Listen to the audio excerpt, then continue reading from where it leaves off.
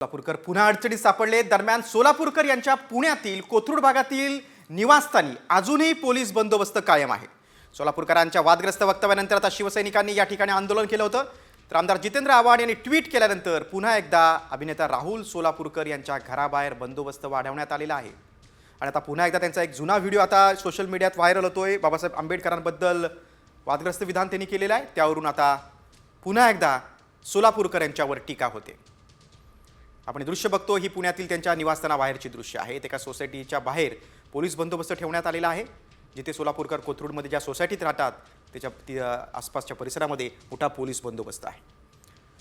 सोलापूरकर यांनी काही दिवसांपूर्वी शिवाजी महाराज यांच्याबद्दल वादग्रस्त विधान केलं होतं आणि त्यानंतर शिवप्रेमींनी संताप व्यक्त केला होता. आंदोलन देखील पुण्यामध्ये झालं होतं, ठिकठिकाणी आंदोलन झालं होतं. आणि आता पुन्हा एकदा राहुल सोलापूरकरांचा एक जुना व्हिडिओ व्हायरल होतोय.